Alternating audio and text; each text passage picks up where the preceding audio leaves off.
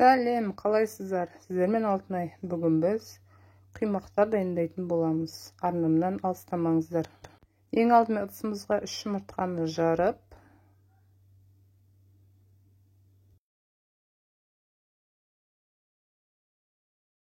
тұз салып, араластырамыз.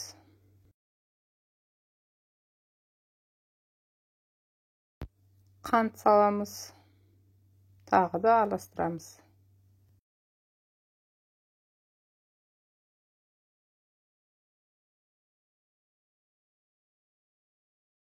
Жылы сүт құйып,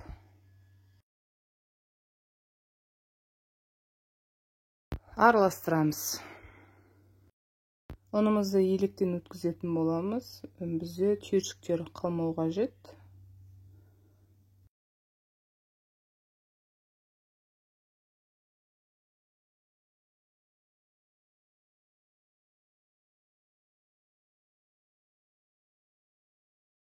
Түйіршік қалмайтындай қылып, барлығын араластырып шығамыз. Қайнап тұрған ыстық суымызды құямыз.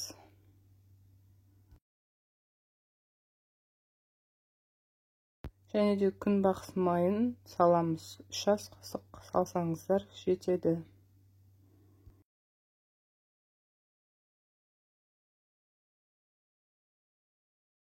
Осындай сұйық болу қажет. Қатты қызып тұрған табамызға құймақтарымызды ожаумен құйып шығамыз. Мінекей жан жағын бәрі қызарды, енді алмастырамыз.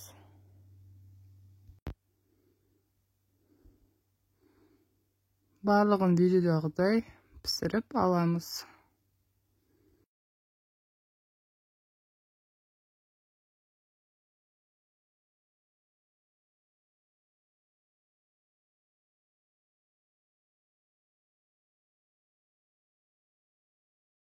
Мінекей құймақтарымыз дайын болды. Мен бетіне бал жақтым, одан кейін өрікпен әсемдеп қойдым.